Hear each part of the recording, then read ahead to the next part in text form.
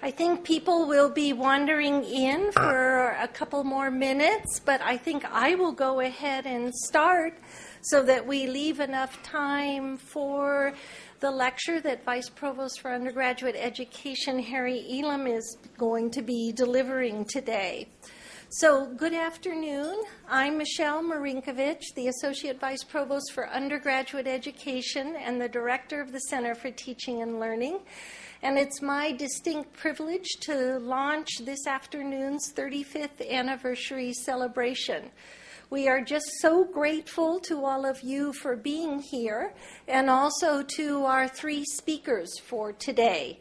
Aisha Bagchi, whom I will be introducing soon, and who is the winner of the Student Speech Contest.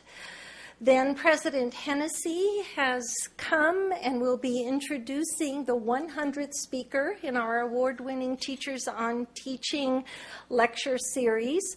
And then Vice Provost for Undergraduate Education Harry J. Elam Jr. will deliver the 100th lecture that we're all looking forward to.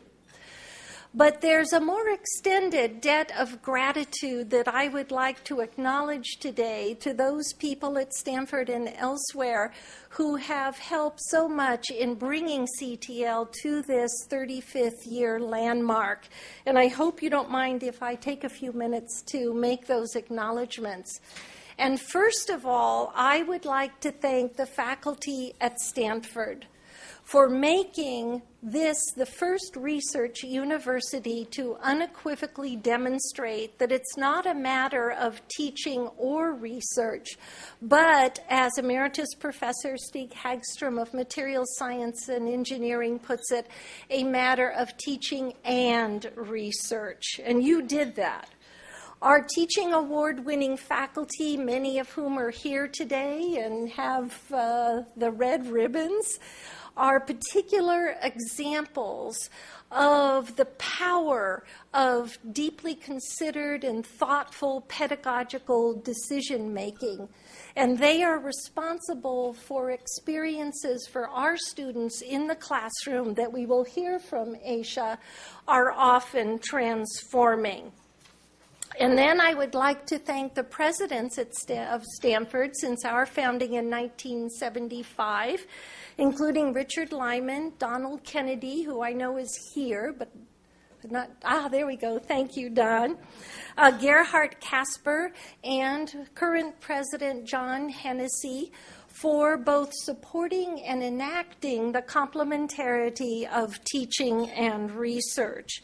And I'd like to thank as well other key administrators at Stanford, vice provosts, deans, and department chairs, and also the current cognizant leader and the most recent cognizant leaders of the Center for Teaching and Learning.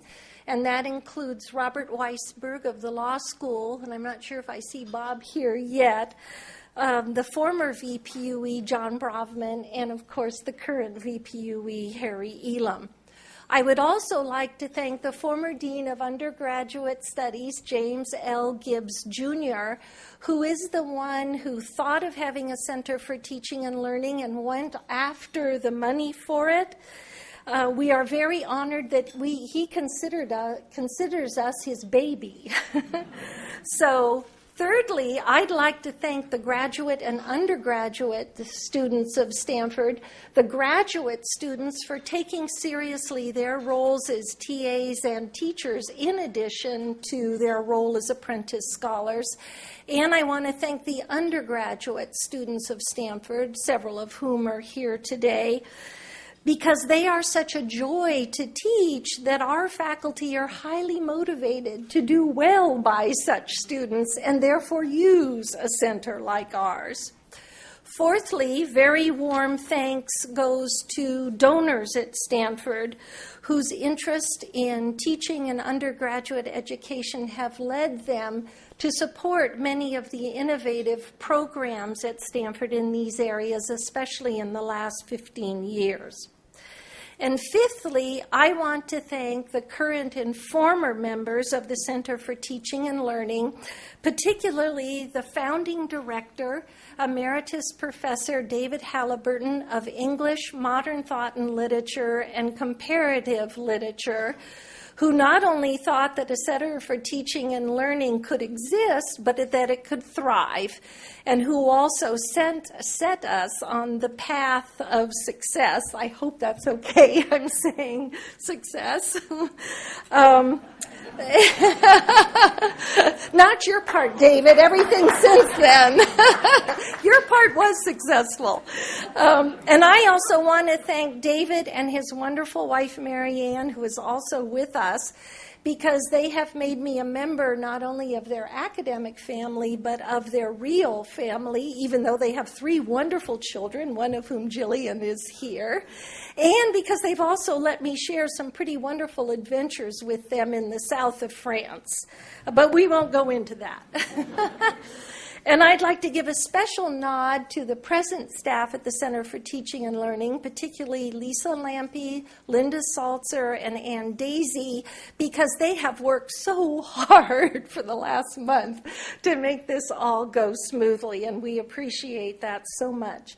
Finally, though, to give you a sense of the conscientiousness and thoroughness of the people at CTL, and I hope you realize that they are available to support your teaching and learning and oral communication efforts, not only today, but throughout the year. I'd like to share a very brief story with you. At a CTL staff meeting, when we were going over the organization of this event, one of the people said, "Do we know where the emergency assembly point is for this room in case there's an earthquake during this event?" Well, within minutes of the end of that staff meeting, Linda Salzer sent all of us an email informing us where the assembly point is for the Bechtel Conference Center. It's right out front. But let me assure you, even though we hope this afternoon is stimulating and lively, we actually hope it stops short of being earth-shaking. So, now what I'd like to do is turn to the rest of our program and